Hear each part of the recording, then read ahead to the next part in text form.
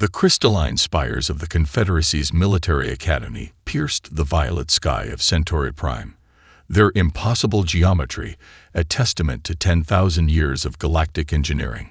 Jessica Iron Reynolds stood at parade rest before the admission board, her worn combat boots a sharp contrast to the liquid metal floor that rippled beneath them. 5 senior officers of different species sat in ascending pods, their bioluminescent markings indicating ranks that had taken her weeks to memorize.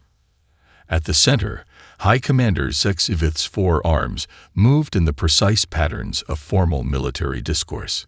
His crystalline exoskeleton caught the light from 3 different suns, creating dancing patterns that had probably evolved to intimidate prehistoric prey on his homeworld. It wasn't working on Jessica. Cadet Reynolds, his translator, produced perfect English with a hint of disdain. Your physical scores are concerning. One of his secondary arms activated a holographic display showing her performance metrics. While impressive for a human, you barely meet our minimum requirements for atmospheric pressure tolerance. Jessica kept her Texas drawl carefully neutral. With respect, Commander, those minimums were established for species that evolved on garden worlds. Earth's gravity alone is precisely why this experiment is ill-advised, interrupted Sub-Commander Nylith. Her feathers rippling in what Jessica had learned was an expression of distaste. The Academy has maintained its standards for over a millennium. Making exceptions for Deathworlders sets a dangerous precedent. The word hung in the air like a challenge. Jessica felt her jaw tighten, but maintained her composure. Earth's classification as a death world had been a shock to the first contact teams, a planet where the very atmosphere could rust metal, where background radiation levels would kill most sentient species, where the gravity would crush standard-issue Confederate power armor. Surely nothing intelligent could evolve there. Yet here she stood. High Commander HFYSci-FiStory's mandibles clicked in what might have been resignation. However, the Confederacy Council's diversity initiative requires us to accept qualified candidates from all member worlds, even ones where the dominant species evolved as both predator and prey. He managed to make it sound like a genetic defect. The holograms shifted, showing the profiles of 4 other humans. You will lead this squad, Cadet Reynolds. Their backgrounds are varied. His compound eyes studied her reaction as the files displayed more detail. A Maori close combat specialist, a Brazilian tactical analyst, a Russian survival expert, and a Nigerian engineering prodigy. All of them, like you, from regions of Earth that our xenobiologists classified as particularly unsuitable for intelligent life. Jessica felt a surge of pride. Each of those regions had produced warriors that changed the course of Earth's history. Now they would make galactic history. Your quarters are in Section 7, Level 12. The High Commander's dismissal was clear. Do try not to break anything. Your species' strength relative to standard gravity is already causing our maintenance crews concern. As Jessica turned to leave, she caught snippets of conversation from passing alien cadets. Their translators weren't as diplomatic as the officers. Did you see the bone density readings? Like walking crystal. I heard they drink poison for recreation. Their planet has microorganisms that eat through metal. They sleep lying down. Actually unconscious. Every day. The whispers followed her to the gravity lift, which automatically adjusted to Earth normal as she stepped in. A small mercy in a station designed for species that evolved in gentler worlds. As the lift descended, Jessica allowed herself a small smile. Let them whisper. Let them underestimate the creatures that evolved on a world that never stopped trying to kill them. They had no idea what humanity was capable of.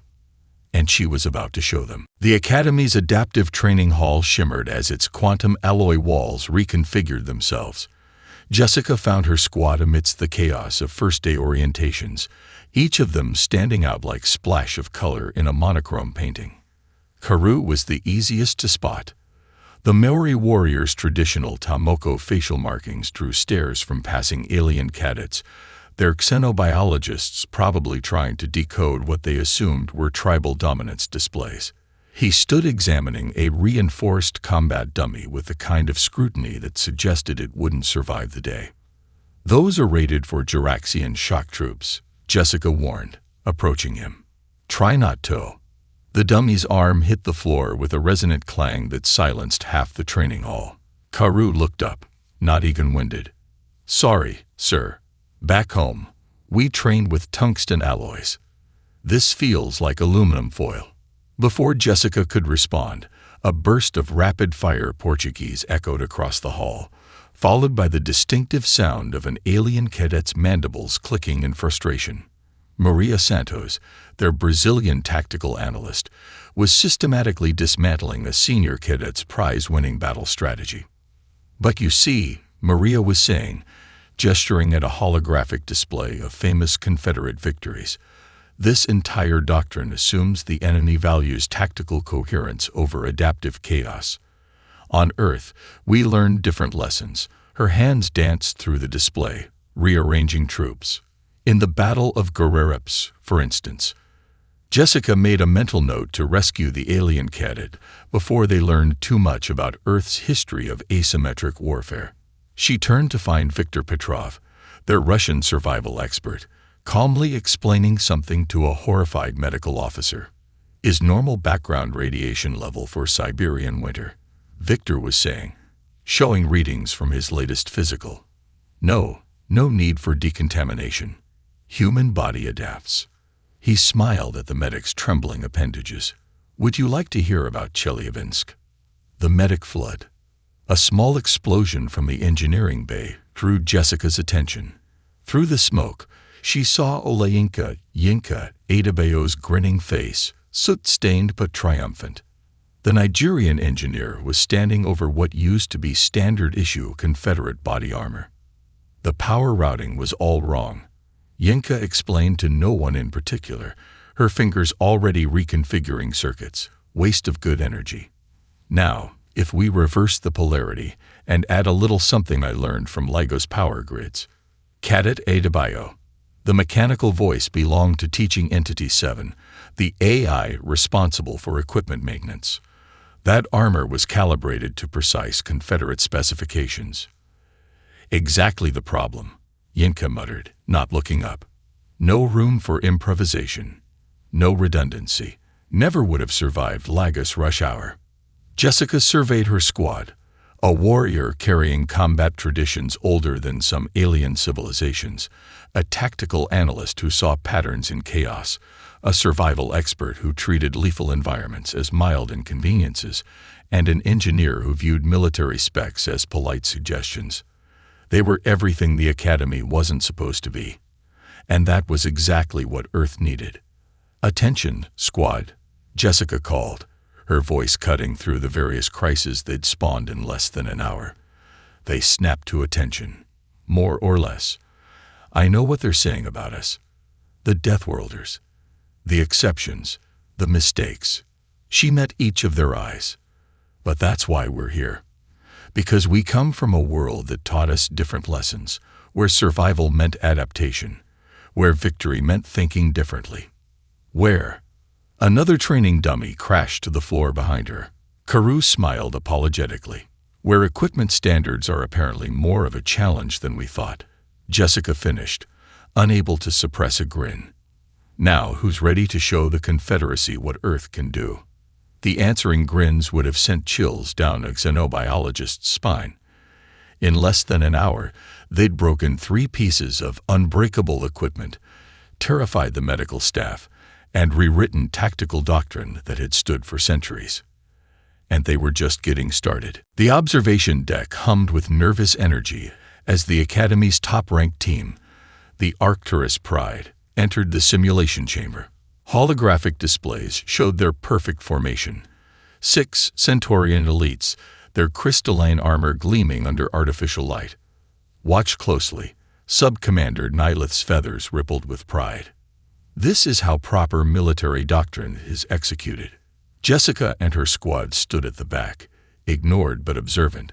The infamous Siege of Kythera simulation flickered to life around the Arcturus team, a sprawling colonial settlement under attack by overwhelming forces. A century of attempts had established the optimal approach. Fortified positions, calculated sacrifices, and a fighting retreat. 15 minutes, Maria muttered, her tactical, eye-catching patterns in the Arcturus Pride's movements. Maybe 20 before their defense collapses. Bet you a week's rations it's 12, Victor whispered back, studying the terrain. They're ignoring the geological features. On Kamchatka, we ruled. Quiet, Jessica ordered, but not unkindly. She watched as the simulation unfolded exactly as Maria predicted. The Arcturus Pride's defense was textbook perfect. Every move calculated, every position optimized according to a century of refined doctrine. At precisely 17 minutes, their eastern flank crumbled. By 18 minutes, their command center was overrun. At 19 minutes, their civilian casualties exceeded acceptable parameters. Simulation terminated. The silence that followed was deafening. The Arcturus Pride's captain, a Centaurian named Vixthor, stood rigid with shock. Their perfect record shattered. A valiant attempt. High Commander Zexvith's voice carried across the deck. You achieved the third highest survival time in Academy history. But still a failure. Vixthor's translator couldn't quite capture the bitterness in his harmonic speech. Like every attempt for the past century. That's when Jessica felt it. The same feeling she'd had during the Damascus forward base crisis, when everything looked impossible on paper but screamed opportunity to her Earth-trained instincts. Sir, she stepped forward, her voice carrying in the stunned silence. Request permission for the Earth Squad to attempt the simulation. The observation deck erupted in clicking, whistling, and translator-mangled laughter. Even the dejected Arcturus Pride managed what passed for smiles among their species. High Commander Zexvith's compound eyes fixed on Jessica. Cadet Reynolds, this simulation has broken teams with centuries more experience than your assembled group. Yes, sir. Jessica stood her ground. That's exactly why we should try it. Oh, this should be entertaining. Sub-Commander Nylith's feathers quivered with barely contained amusement. Let them try. Perhaps it will teach them the value of proper military doctrine. Zexvith studied them for a long moment. Jessica felt her squad. The preparation room's holographic display cast a blue glow over Jessica's squad as they studied the Cathera simulation parameters. Walls of data scrolled past, detailing enemy compositions, civilian distributions, and terrain features that had stumped the galaxy's finest tacticians for a century. Look at these formations. Maria's fingers danced through the holograms, her Brazilian Special Forces training showing. They're using Thessian swarm tactics. Reminds me of the second Amazon campaign. Overwhelming force, predictable patterns. Victor snorted, his eyes fixed on the colony's geological survey. These impassable radiation zones, nothing compared to Chernobyl exclusion zone. And here, he pointed to a series of underground maintenance tunnels, perfect for asymmetric warfare, like Moscow Metro during the crisis. The civilian power grid is beautiful. Yinka was practically bouncing with excitement. These plasma conduits, just like the jury-rigged systems we used during the Lagos blackouts. One reversed polarity here, a feedback loop there. And their close combat protocols are rigid, Karu added, studying enemy behavior patterns. All strength, no flexibility. Like fighting a tree. Looks impressive until you know where to strike. Jessica absorbed it all, pieces clicking together in her mind. Where others saw an impossible scenario, she saw familiar challenges. Earth had taught them lessons no garden world could comprehend. They're approaching this all wrong, she said, zooming out the display. Look at how every team for the past century tried to win. Static defenses, linear withdrawals, by-the-book responses. They're fighting the battle the enemy expects. So we don't fight their battle. Maria grinned. We make them fight ours. Jessica nodded, a plan forming. Victor, those radiation zones, you can get civilians through them. With proper preparation. Easy. Background radiation in Siberian winter is worse. Yinka, The power grid. How long to repurpose it? The Nigerian engineer was already running calculations. Give me 5 minutes with the main reactor. They won't know what hit them. Karu, those maintenance tunnels. Perfect for close ambush. He smiled, the Tomoko on his face seeming to dance in the holographic light. They'll never expect hand-to-hand in a siege scenario. Maria, can you predict their response when we break doctrine? Already modeling it. Their tactical AI is advanced but inflexible. Like playing chess against a computer, deadly until you go off script.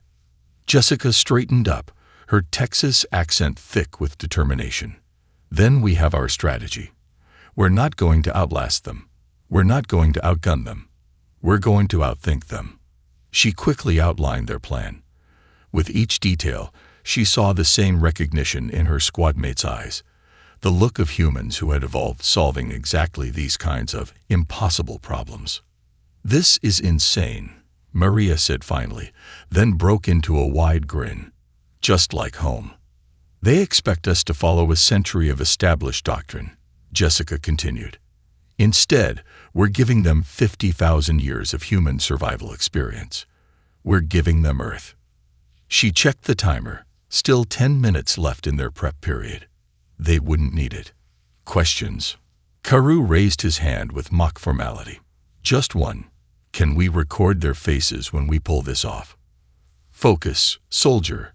Jessica tried to sound stern, but couldn't hide her smile. We're about to rewrite the book on siege warfare. Let's make Earth proud.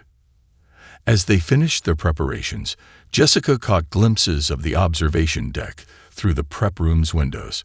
The alien officers were watching them with a mixture of amusement and pity, clearly expecting another failed attempt. They had no idea they were about to witness something unprecedented.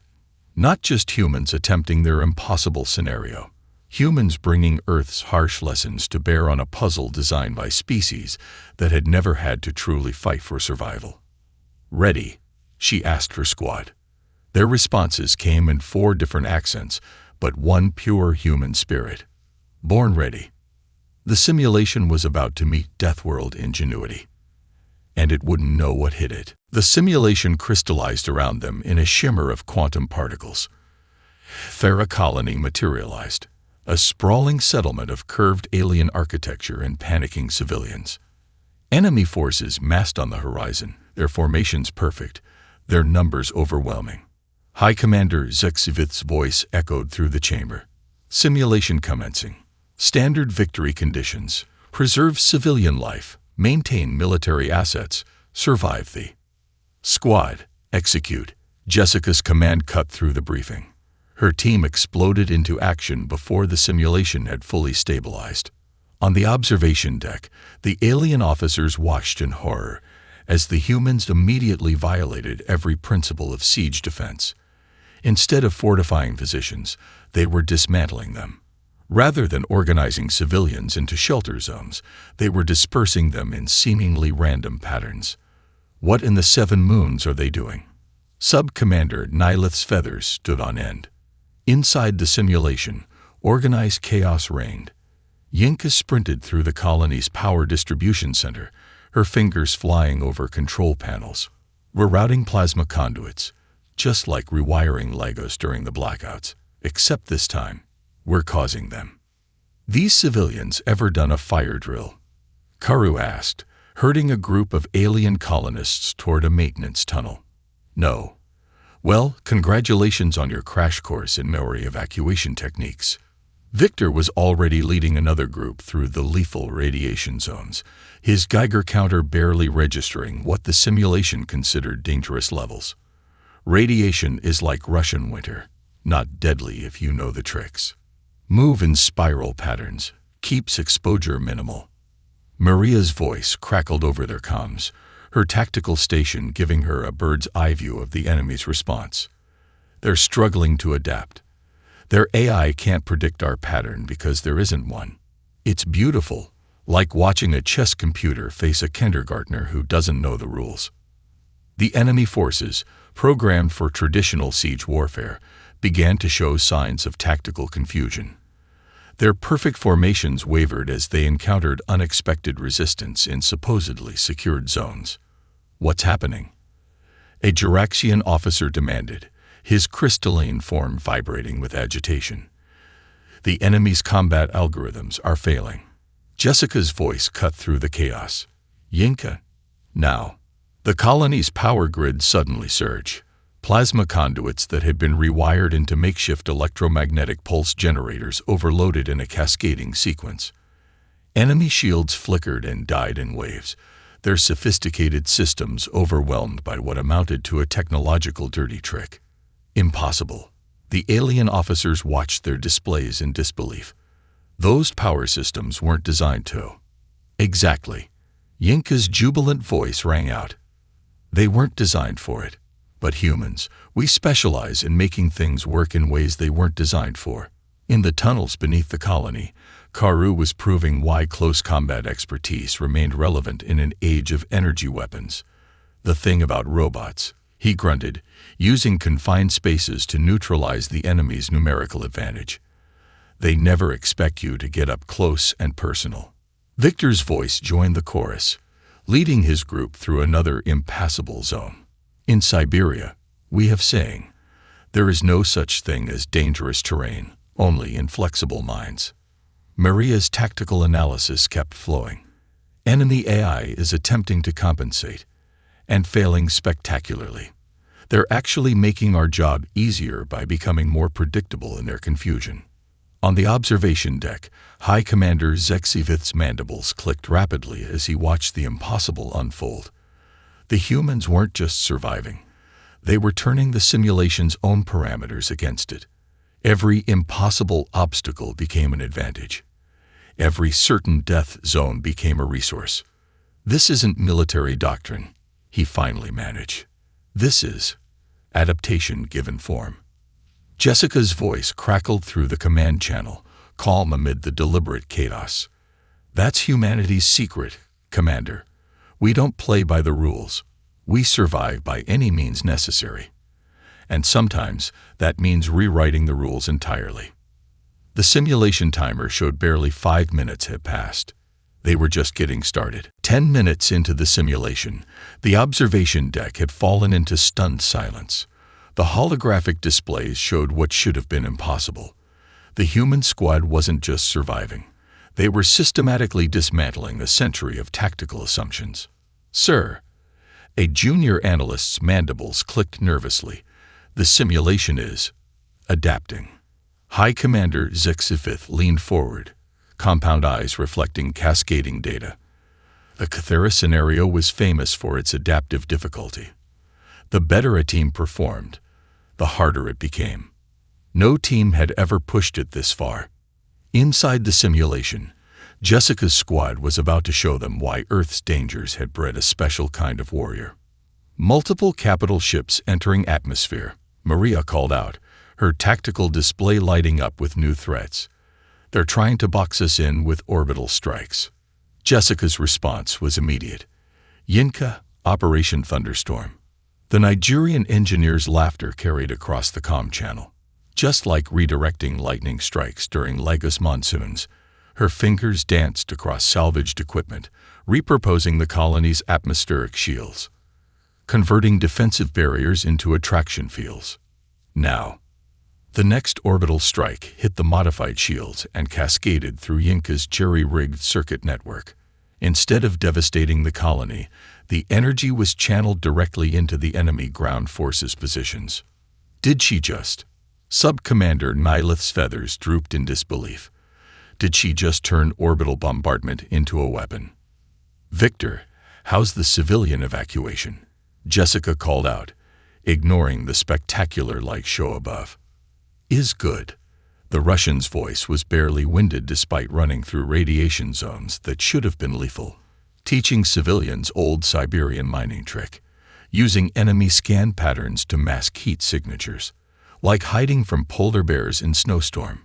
In the underground tunnels, Karu had turned what should have been a death trap into a killing field. The simulation threw increasingly advanced combat drones at him, each one more sophisticated than the last.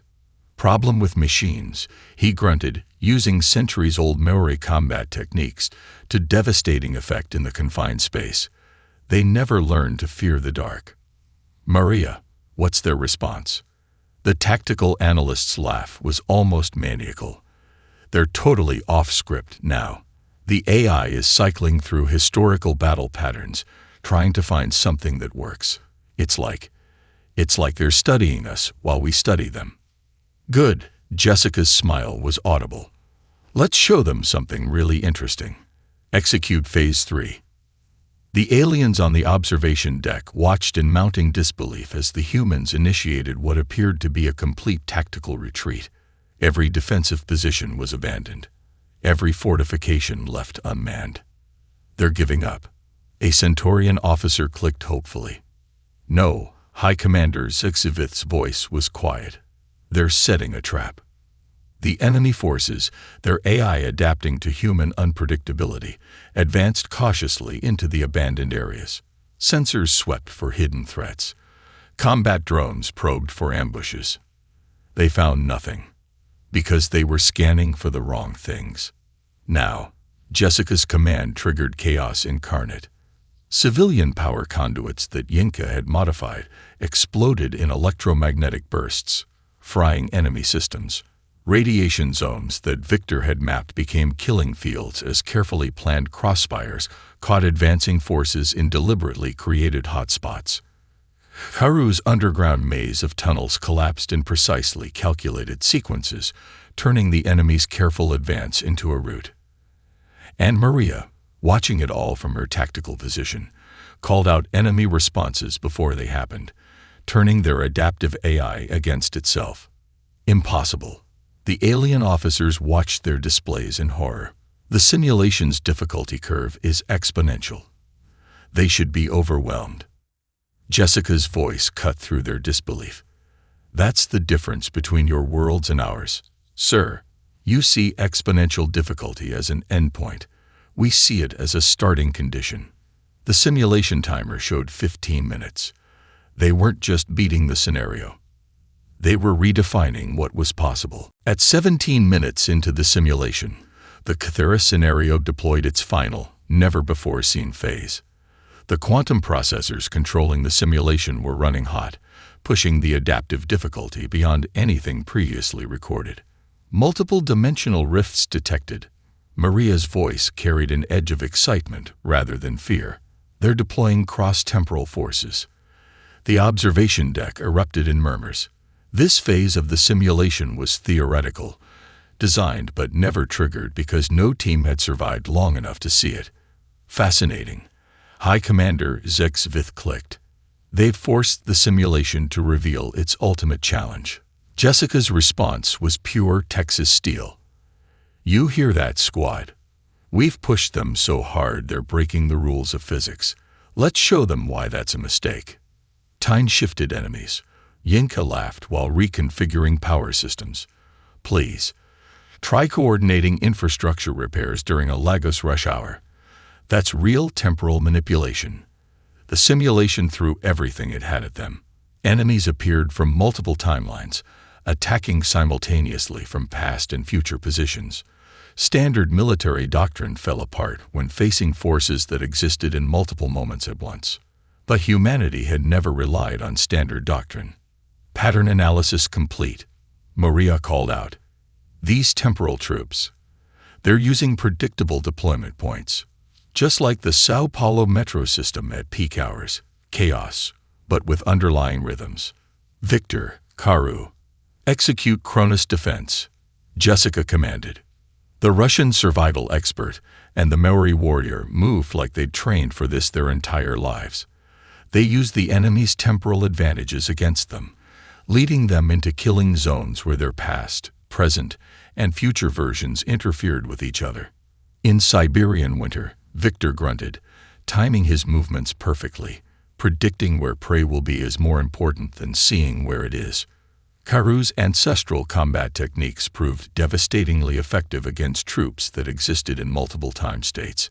My ancestors fought gods in Taniwa, he called out, each strike precisely calculated. Time-shifted soldiers. Just Tuesday practice. The observation deck's displays were a chaos of overlapping tactical data. The alien officers watched in stunned silence as the humans not only survived, but thrived in conditions that should have been incomprehensible to primitive minds. "Sir," a junior officer's translator crackled with stress, "they're not just adapting to the temporal warfare. They're using it." Indeed, Yinka had somehow turned the dimensional rifts into a power source, feeding their energy back into her jerry-rigged defense systems. Simple physics. Well, quantum physics. Well, technically forbidden quantum physics, but the principle is sound. 19 minutes, Sub-Commander Nihilith whispered, her feathers perfectly still in shock. No team has ever. That's when Jessica played their final card. "Maria, initiate Protocol Omega." The Brazilian tactical analyst's fingers flew across her controls, redirecting temporal feedback loops, calculating convergence points. "Sir, you're not going to believe this, but we can use their own time-shifted troops to complete the civilian evacuation." It was beautiful chaos. The humans had turned the simulation's ultimate weapon into a logistical solution. Enemy forces appearing from multiple timelines found themselves inadvertently creating safe corridors for civilian evacuation. Their very presence generated the patterns Maria had predicted, which Victor and Karu exploited mercilessly. Time paradox warnings across all sectors. The simulation's AI announced in growing distress. Tactical matrices failing. Combat algorithms corrupted. Scenario parameters exceeded. Jessica's voice cut through the warnings. "That's right. You gave us an impossible scenario, then added time travel to the mix. But here's the thing about humans. We don't just overcome impossible odds. We turn them into advantages." The simulation's timer hit 19 minutes and 45 seconds. The impossible was about to become reality. High Commander Zexivith's mandibles moved in what might have been a smile. They didn't just solve the simulation, he realized. They broke it by being too successful. "No, sir." Jessica's response carried the weight of 50,000 years of human evolution. "We didn't break it. We evolved beyond it." 15 seconds remained. Time to make history. When the simulation ended at exactly 20 minutes, the quantum processors took 3 full minutes to calculate the final score. The holographic displays flickered, trying to represent numbers they weren't designed to handle. The silence in the observation deck was absolute. High Commander Zexivith spoke first, his translator struggling to convey the complexity of his harmonic speech. "In 1,000 years of academic history, we have never. There isn't even a classification for this level of performance." The statistics told an impossible story. 100% civilian survival rate. 73% of military assets preserved.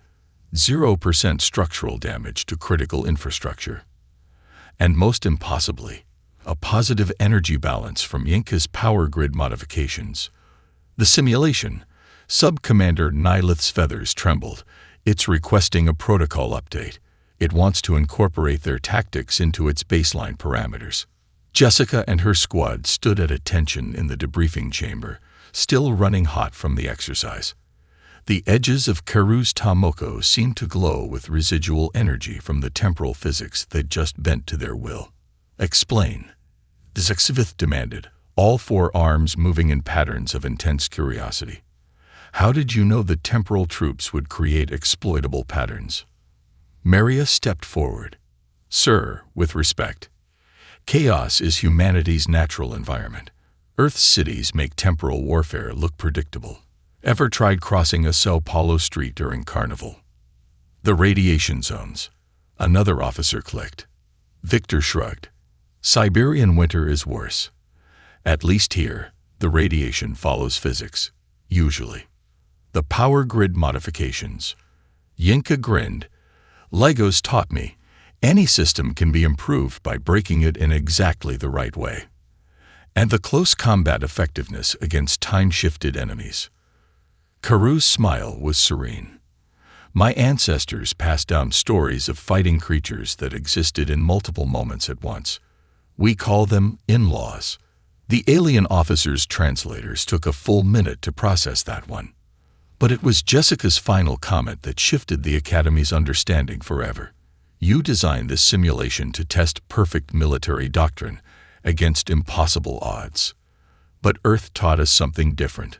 Doctrine is just a starting point. Survival requires adaptation, innovation, the willingness to break rules that don't serve life. High Commander Zexvith rose from his command pod, his crystalline exoskeleton catching the light from 3 suns. Cadet Reynolds, your squad has done more than break a record. You've broken our understanding of what's possible. He gestured, and the main display showed a new curriculum being added to the Academy's core training. Adaptive warfare, lessons from the Deathworlds. Your squad will assist in redesigning the Cathera simulation, he continued. And, his mandibles clicked in what might have been embarrassment, we would be honored if you would consider teaching advanced tactical seminars. Sub-Commander Nylith's feathers had shifted to colors indicating deep respect. Perhaps we were too quick to dismiss the advantages of evolving on a world that tried to kill you. That's humanity's secret, Jessica smiled. Everything that tried to kill us just made us stronger, more adaptive, more innovative, and more prone to breaking expensive simulation equipment, Yinka added cheerfully. The Academy would never be the same. The legend of how 5 human cadets crushed a century-old simulation spread quickly through the Confederacy. But more importantly, it sparked a revolution in military thinking. The rigid doctrine of the past gave way to a new understanding. Sometimes the best solutions came from minds shaped by survival rather than theory. As they left the debriefing chamber, Victor summed it up perfectly. In Russia, we have saying, what doesn't kill you makes you stronger. What tries really hard to kill you makes you human. The Academy's archives would mark this day as the beginning of a new era in Confederate military history. But for Jessica's squad, it was just another example of humanity doing what they did best, taking impossible odds and turning them into advantages. After all, that's what Earth had taught them. That's what made them human.